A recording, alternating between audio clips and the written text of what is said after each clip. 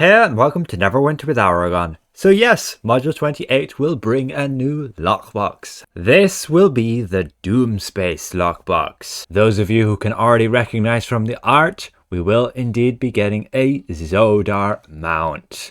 This will also come with the Beacon of Meteor Swarm artifact. That's very good to see. We like to have additional artifacts that we can have on Mythic account wide.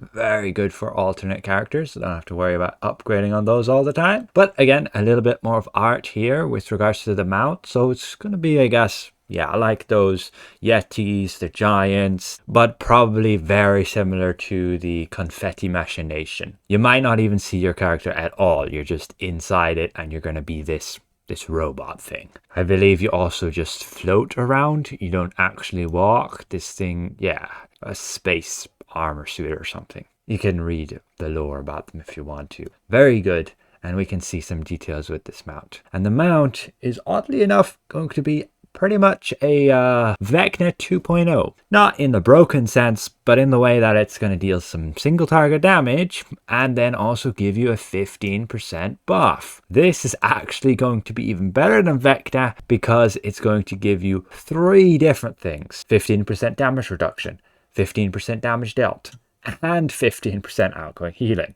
We look at the details a bit more and we can see it's got 4 insignia slots. It's going to give you the ability to have Enchanter's Hex, Lionheart's Perseverance, and Warlord's Motivation as preferred. That's pretty unique. We don't have that many preferred Warlord motivations, but then it does have some other slots: Master's Precision, Mender's Covenant, and Accursed Resolve. I'll be sure to get the mount and add him to my document as soon as we can tomorrow. Now he does have the combat power. Actions speak louder. So you can read what it says here, but ultimately at 100% mount bolster, you're going to deal 2,400 magnitude damage. You gain that 15% damage reduction, 15% damage dealt, and 15% outgoing healing for 10 seconds. So basically like Vecna. The Slab of Vecna mount is 2,400 magnitude and gives you a 15% damage buff.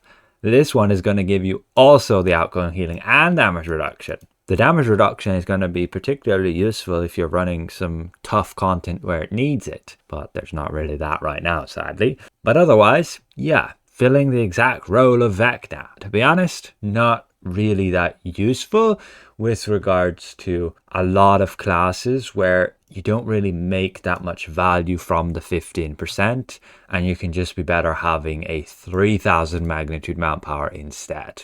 We'll have to see again what ability score this will scale off, as I do not believe they say it here. That would be something I would appreciate to be added. Does it scale with intelligence or strength? Is it magical or physical damage? That would be something you could add here, devs, if you're listening. That would be much appreciated. Has a cast time here of 0.6 seconds, can be cast while moving. It can, however, be interrupted with a daily or encounter power. They hope it will not present any issues. But yeah, 80 feet range. The damage strikes the target and buffs only the caster. The buffs can stack additively with other percent buffs. From there, you just have the equip power, which is power and forte.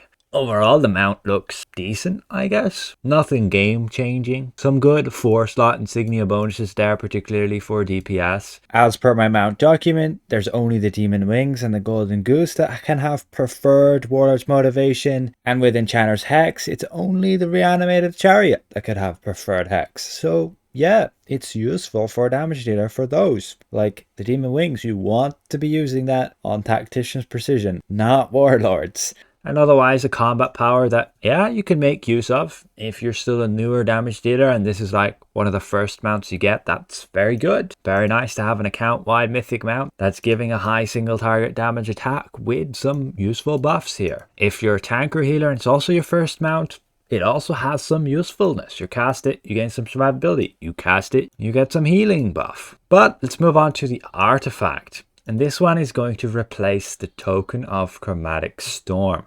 This one is added on my list, but it is highlighted in red. And the reason for that was because it can miss.